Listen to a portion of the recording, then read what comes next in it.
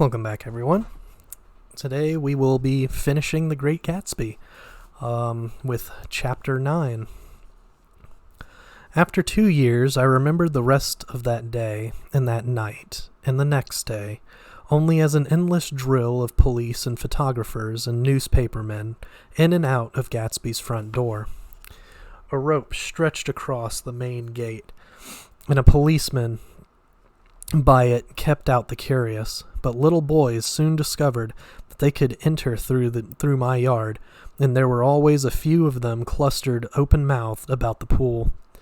Someone with a positive manner, perhaps a detective, used the expression madman as he bent over Wilson's body that afternoon, and the adventitious authority of his voice set the key for the newspaper reports next morning.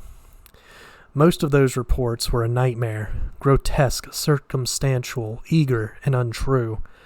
When McAllis's testimony at the inquest brought to light Wilson's suspicions of his wife, I thought the whole tale would shortly be served up in racy pasquinade. But Catherine, who might have said anything, didn't say a word. She showed a surprising amount of character about it, too. Looked at the coroner with determined eyes under that corrected brow of hers, and swore that her sister had never seen Gatsby, that her sister was completely happy with her husband, that her sister had been into no mischief whatsoever. She convinced herself of it, and cried into her handkerchief, as if the very suggestion was more than she could endure. So Wilson was reduced to a man deranged by grief, in order that the case might remain in its simplest form, and it rested there. But all this part of it seemed remote and unessential. I found myself on Gatsby's side and alone. From the moment I telephoned news of the catastrophe to West Egg Village, every surmise about him and every practical question was referred to me. At first I was surprised and confused. Then, as he lay in his house and didn't move or breathe or speak, hour upon hour, it grew upon me that I was responsible, because no one else was interested. With that intense personal interest to which everyone has some vague right at the end. I called up Daisy half an hour after we found him.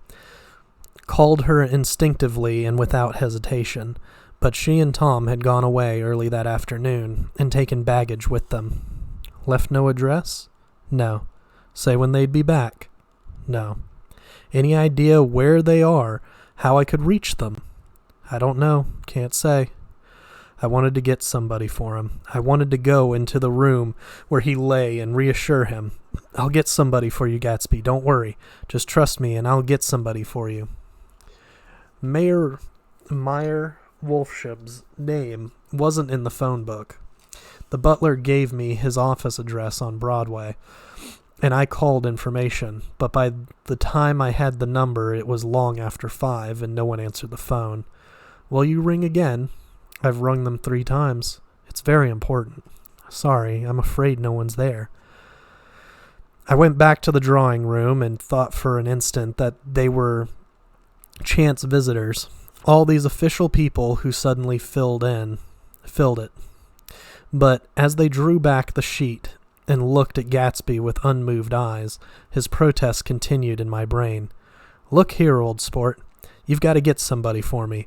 You've got to try hard. I can't go through this alone. Someone tried to ask me questions, but I broke away and, going upstairs, looked hastily through the unlocked parts of his desk.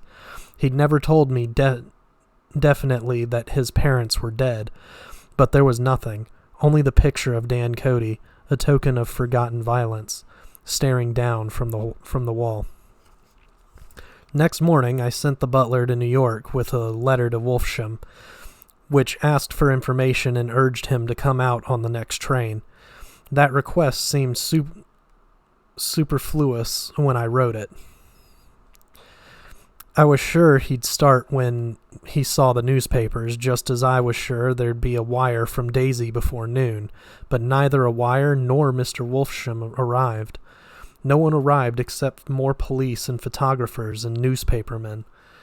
When the butler brought back Wolfsham's answer, I began to have a feeling of defiance, a scornful solidarity between Gatsby and me against them all.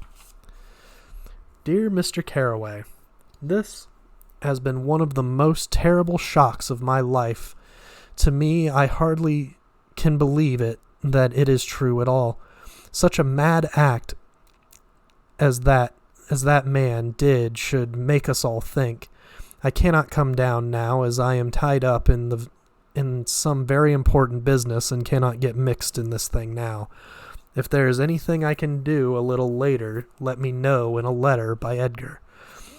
I hardly know where I am when I hear about a thing like this, and am completely knocked down and out. Yours truly, Mayor Wolfsham. And then hastily addenda beneath. Let me know about a funeral, etc. Do not know his family at all. When the phone rang that afternoon and long distance said Chicago was calling, I thought this would be Daisy at last, but the connection came through as a man's voice, very thin and far away. This is Slagle speaking. Yes, the name was unfamiliar. Hell of a note, isn't it? Get my wire? There haven't been any wires.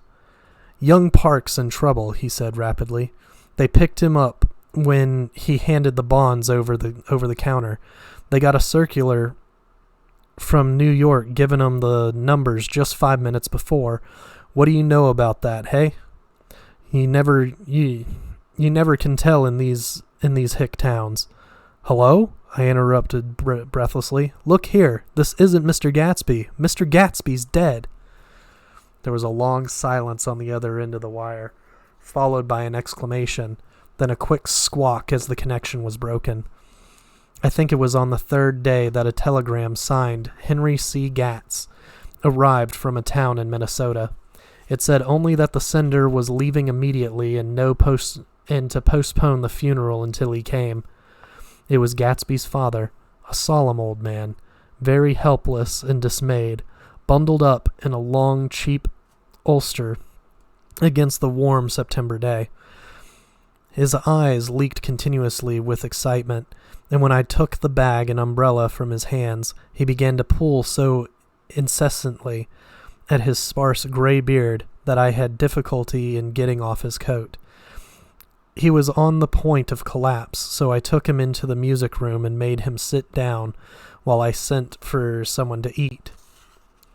But he wouldn't eat, and the glass of milk spilled from his trembling hand. I saw it in the Chicago newspaper, he said. It was all in the Chicago newspaper. I started right away. I didn't know how to reach you. His eyes, seeing nothing, moved ceaselessly about the room. It was a madman, he said. He must have been mad.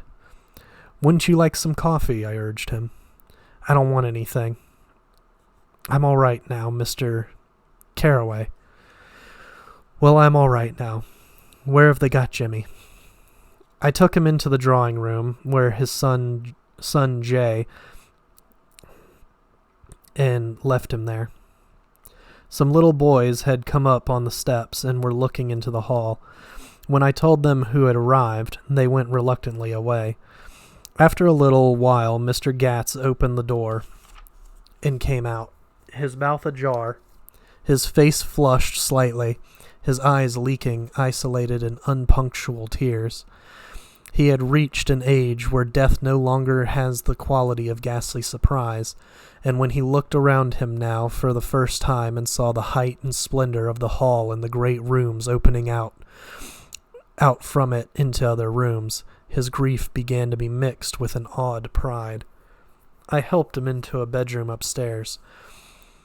While he took off his coat and vest, I told him that all arrangements had been deferred until he came. I didn't know what you'd want, Mr. Gatsby. Gatz is my name. Mr. Gatz.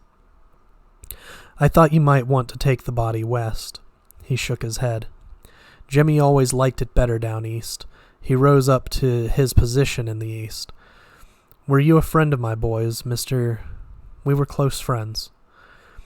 He had a big future before him, you know. He was only a young man, but he had a lot of brain power here. He touched his head impressively, and I nodded. If he'd have lived, he'd have been a great man, a man like James J. Hill. He'd have helped build up this country. That's true, I said uncomfortably. He fumbled at the embroidered coverlet, trying to take it from the bed, and lay down stiffly. Was instantly asleep. That night, an obviously frightened person called up and demanded to know who I was before he would give his name. This is Mr. Carraway, I said. Oh, he sounded relieved. This is Klipspringer. I was relieved too, for that seemed to promise another friend at Gatsby's grave. I didn't want it to be in the papers and draw a sightseeing crowd, so I'd been calling up a few people myself. They were hard to find. The funeral's tomorrow, I said, 3 o'clock here at the house.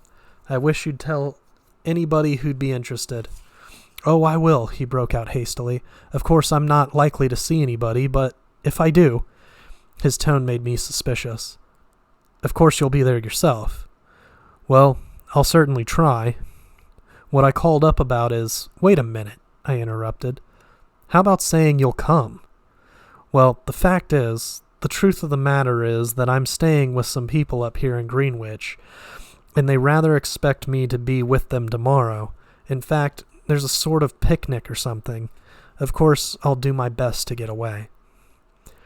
I ejaculated in unrestrained, huh?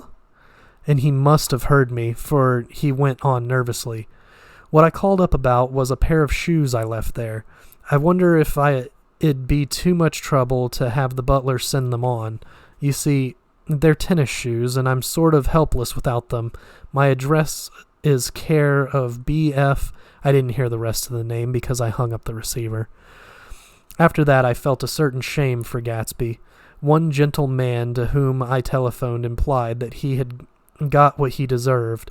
However, that was my fault, for he was one of those who used to sneer most bitterly at Gatsby on the courage of Gatsby's liquor, and I should have known better than to call him.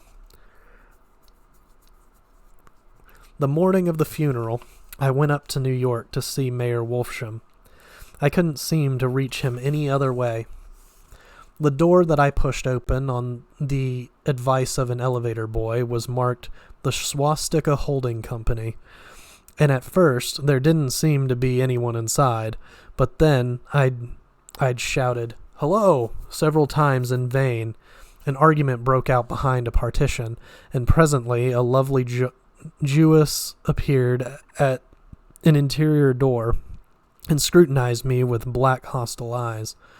"Nobody's in," she said. "Mr. Wolfsham's gone to Chicago." The first part of this was obviously untrue, for someone had begun to whistle the rosary tunelessly inside. "Please say that Mr. Carraway wants to see him." "I can't get him back from Chicago, can I?" At this moment a voice unmistakably Wolfsham's called, "Stella!" from the other side of the door. "Leave your name on the desk," she said quickly. "I'll give it to him when he gets back." "But I know he's there." She took a step toward me and began to slide her hands indignantly up and down her hips. "You young men think you can force your way in here any time," she scolded. "We're getting sick and tired of it. When I say he's in Chicago, he's in Chicago." I mentioned Gatsby. "Oh." She looked me over again. "Will you just... What was your name?" She vanished. In a moment, Mayor Wolfsham stood solemnly in the doorway, holding out both hands. He drew me into his office, remarking in a reverent voice that it was a sad time for all of us, and offered me a cigar. "My memory goes back to when first I met him," he said. "A young major just out of the army and covered over with medals he got in the war. He was so hard up he had to keep on wearing his uniform because he couldn't buy some regular clothes. First time I saw him was when he come into Wineburner's pool room at 43rd Street and asked for a job. He hadn't eaten anything for a couple of days. "Come on, have some lunch with me," I said. He ate more than $4 worth of food in half an hour. "Did you start him in business?" I inquired. "Start him? I made him." "Oh." "I raised him up out of nothing, right out of the gutter. I saw right away he was a fine-appearing, gentlemanly young man, and when he told me he was in Oxford, I knew I could use him good. I got him to join up in the American Legion, and he used to stand high there. Right off, he did some work for a client of mine up to Albany. We were so thick like that and everything. He held up two bulbous fingers, always together. I wondered if this partnership had included the World Series transaction in 1919. "Now he's dead," I said after a moment. "You were his closest friend, so I know you'll want to come to his funeral this afternoon." "I'd like to come." "Well, come then." The hair in his nostrils quivered slightly, and as he shook his head, his eyes filled with tears. "I can't do it. I can't get mixed up in it," he said. "There's nothing to get mixed up in. It's all over now. When a man gets killed, I never like to get mixed up in it in any way. I keep out. When I was a young man, and it was different. If a friend of mine died, no matter how, I stuck with them to the end. You may think it's sentimental, but I mean, to the bitter end." I saw that for some reason of his own, he was determined not to come, so I stood up. "Are you a college man?" he inquired suddenly. For a moment, I thought he was going to suggest a negotiation, but he only nodded and shook my hand. "Let us learn to show our friendship for a man when he is alive and not after he is dead," he suggested. "After that, my own rule is to let everything alone." When I left his office, the sky had turned dark and I got back to West Egg in a drizzle. After changing my clothes, I went next door and found Mr. Gatz walking up and down excitedly in the hall. His pride in his son and in his son's possessions was continually increasing, and now he had something to show me. "Jimmy sent me this picture." He took out his wallet with trembling fingers. "Look there." It was a photograph of the house, cracked in the corners and dirty with many hands. He pointed out every detail to me eagerly. "Look there," and then sought admiration from my eyes. He had shown it so often that I think it was more real to him now than the house itself. Jimmy sent it to me.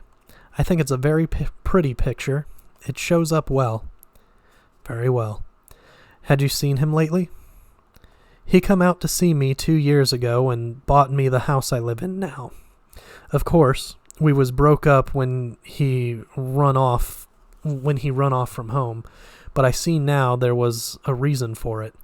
He knew he had a big future in front of him, and ever since he made a success, he was very generous with me." He seemed reluctant to put away the picture, held it for another minute, lingeringly, before my eyes. Then he returned the wallet and pulled from his pocket a ragged old copy of a book called Hopalong Cassidy.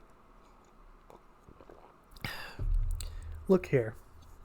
This is a book he had when he was a boy. It just shows you." He opened it at the back cover and turned it around for me to see. On the last flyleaf was printed the word schedule in the date September 12th, 1906, and underneath, "Rise from bed, 6 a.m. Dumbbell exercise and wall scaling, 6:15 to 6:30. Study electricity, etc., 7:15 to 8:15. Work, 8:30 to 4:30. Baseball and sports, 4:30 to 5. Practice elocution, poise, and how to attain it. 5 to 6. Study needed inventions. 7 to 9. General resolves. No wasting time at shafters or a name indecipherable. No more smoking or chewing. Bath every other day. Read one improving book or magazine per week. Save $5, crossed out, $3 per week. Be better to parents. I come across this book by accident, said the old man. It just shows you, don't it? It just shows you. Jimmy was bound to get ahead. He always had some resolves like this or something. Do you notice that he's got about improving his mind? He was always great for that. He told me I ate like a hog once, and I beat him for it. He was reluctant to close the book, reading each item aloud and then looking eagerly at me. I think he rather expected me to copy down the list for my own use. A little before 3, the Lutheran minister arrived from Flushing, and I began to look involuntarily out the windows for other cars. So did Gatsby's father. And as the time passed and the servants came in and stood waiting in the hall, his eyes began to blink anxiously, and he spoke of the rain in a worried, uncertain way. The minister glanced several times at his watch, so I took him aside and asked him to wait for half an hour, but it wasn't any use. Nobody came. About 5 o'clock, our procession of 3 cars reached the cemetery and stopped in a thick drizzle beside the gate. First a motor hearse, horribly black and wet, then Mr. Gatz and the minister and I in the limousine, and a little later 4 or 5 servants and the postman from West Egg in Gatsby's station wagon, all wet to the skin. As we started through the gate into the cemetery, I heard a car stop and then the sound of someone splashing after us over the soggy ground. I looked around. It was the man with owl-eyed glasses whom I had found marveling over Gatsby's books in the library one night 3 months before. I'd never seen him since then. I don't know how he knew about the funeral or even his name. The rain poured down his thick glasses, and he took them off and wiped them to see the protecting canvas unrolled from Gatsby's grave. I tried to think about Gatsby then for a moment, but he was already too far away, and I could only remember, without resentment, that Daisy hadn't sent a message or a flower. Dimly I heard someone murmur, "Blessed are the dead that the rain falls on." And then the owl-eyed man said, "Amen to that," in a brave voice. We straggled down quickly through the rain to the cars. Owl Eyes spoke to me by the gate. "I couldn't get to the house," he remarked. "Neither could anybody else." "Go on," he started. "Why, my God, they used to go there by the hundreds." He took off his glasses and wiped them again, outside and in. "The poor son of a bitch," he said. One of my most vivid memories is of coming back west from prep school and later from college at Christmas time.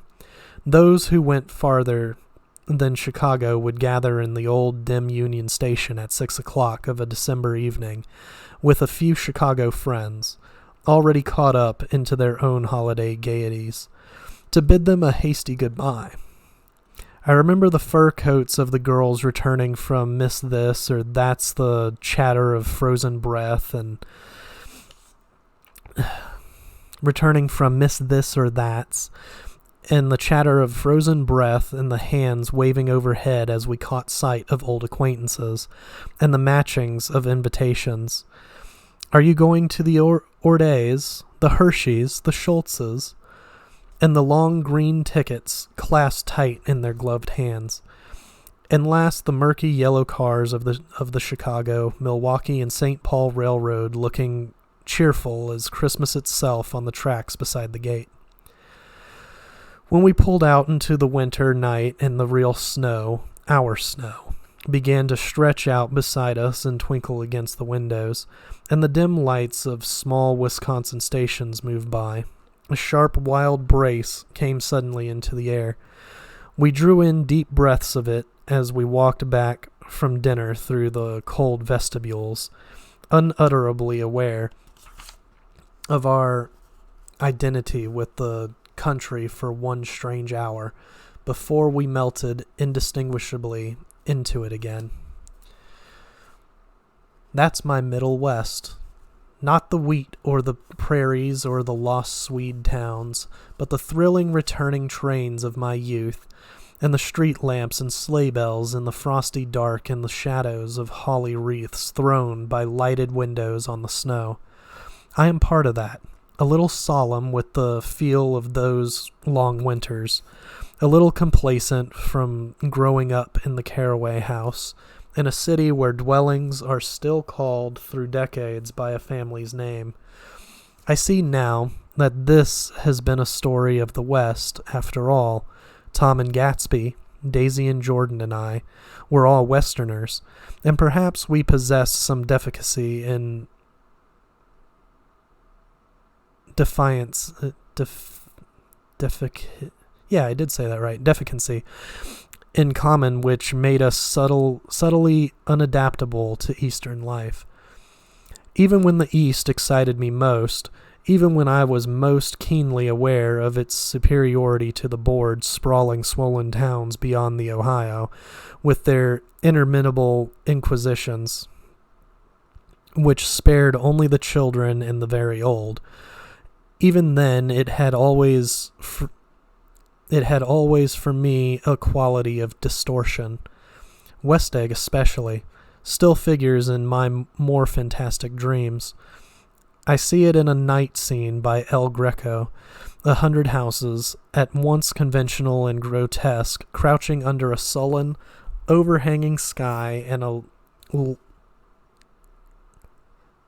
lustreless moon. In the foreground, 4 solemn men in dress suits are walking along the sidewalk, with a stretcher on which lies a drunken woman in a white evening dress. Her hand, which dangles over the side, sparkles cold with jewels. Gravely, the men turn in at a house, the wrong house, but no one knows the woman's name, and no one cares.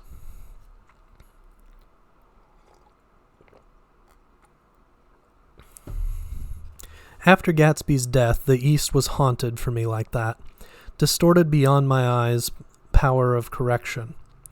So when the blue smoke of brittle leaves was in the air and the wind blew the wet laundry stiff on the line, I decided to come back home.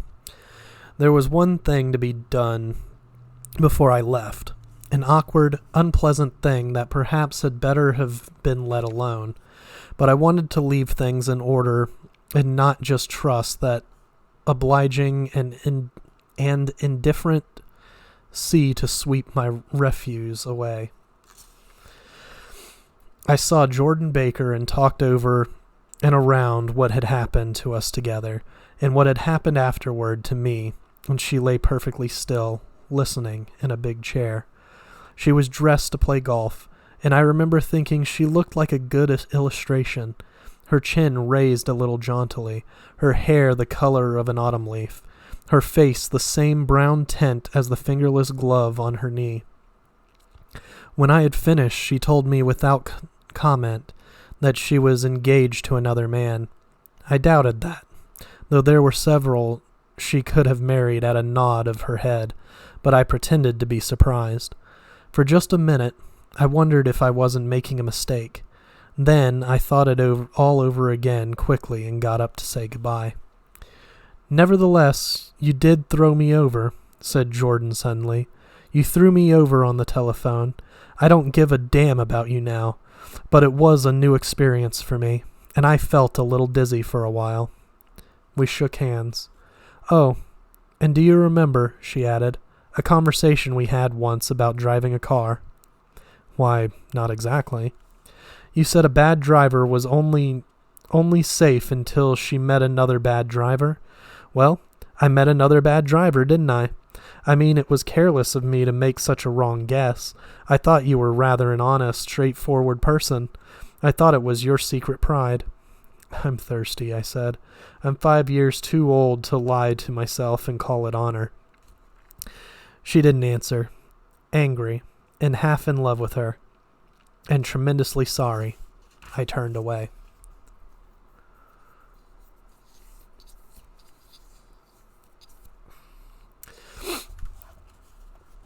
One afternoon, late in October, I saw Tom Buchanan. He was walking ahead of me along Fifth Avenue in his alert, aggressive way, his hands out a little from his body as if to fight off interference, his head moving sharply here and there, adapting itself to its restless eyes. Just as I slowed up to avoid overtaking him, he stopped and began frowning into the windows of a jewelry store. Suddenly, he saw me and walked back, holding out his hand. "What's the matter, Nick? Do you object to shaking hands with me?" "Yes. You know what I think of you." "You're crazy, Nick," he said quickly. "Crazy as hell. I don't know what's the matter with you." "Tom," I inquired, "what did you say to Wilson that afternoon?" He stared at me without a word, and I knew I had guessed right about those missing hours. I started to turn away, but he took a step after me and grabbed my arm. "I told him the truth," he said. "He came to the door while we were getting ready to leave, and when I sent down word that we weren't in, he tried to force his way upstairs. He was crazy enough to kill me if I hadn't told him who owned the car. His hand was on a revolver and in his pocket every minute he was in the house." He broke off defiantly. "What if I did tell him? That fellow had it coming to him. He threw dust into your eyes just like he did in Daisy's, but he was a tough one. He ran over Myrtle like you'd run over a dog and never even stopped his car." There was nothing I could say, except the one unutterable fact that it wasn't true. And if you think I didn't have my share of suffering, look here. When I went to give up that flat and saw that damn box of dog biscuits sitting there on the sideboard, I sat down and cried like a baby. By God, it was awful. I couldn't forgive him like that. I couldn't forgive him or like him, but I saw that what he had done was, to him, entirely justified. It was all very careless and confused. They were careless people, Tom and Daisy. They smashed up things and creatures and then retreated back into their money or their vast carelessness, or whatever it was that kept them together, and let other people clean up the mess they had made. I shook hands with him. It seemed silly not to, for I felt suddenly as though I were talking to a child. Then he went into the jewelry store to buy a pearl necklace, or perhaps only a pair of cuff buttons, rid of my provincial squeamishness forever. Gatsby's house was still empty when I left. The grass on his lawn had grown as long as mine. One of the taxi drivers in the village never took a fare past the entrance gate without stopping for a minute and pointing inside. Perhaps it was he who drove Daisy and Gatsby over to East Egg the night of the accident, and perhaps he had made a story about it all his own. I didn't want to hear it, and I avoided him when I got off the train. I spent my Saturday nights in New York because those gleaming, dazzling parties of his were with me so vividly that I could still hear the music and the laughter, faint and incessant, from his garden and the cars going up and down his drive. One night I did hear a material car there and saw its lights stop at his front steps, but I didn't investigate. Probably it was some final guest who had been away at the ends of the earth and didn't know that the party was over. On the last night, with my trunk packed and my car sold to the grocer, I went over and looked at that huge incoherent failure of a house once more. On the white steps, an obscene word scrawled by some boy with a piece of brick stood out clearly in the moonlight, and I erased it. Drawing my shoe raspingly along the stone. Then I wandered down to the beach and sprawled out on the sand. Most of the big shore places were closed now, and there were hardly any lights except the shadowy, moving glow of a ferry boat across the sound. And as the moon rose higher and inessential houses began to melt away until gradually I became aware of the old island here that flowered once for Dutch sailors' eyes, a fresh green breast of the new world. Its vanished trees, the trees that had made way for Gatsby's house, had once pandered in whispers to the last and greatest of all human dreams. For a transitory enchanted moment, man must have held his breath in the presence of this continent, compelled into an aesthetic contemplation he neither understood nor desired, face to face for the last time in history with something commensurate to his capacity for wonder. And as I sat there brooding on the old unknown world, I thought of Gatsby's wonder when he first picked out the green light at the end of Daisy's dock.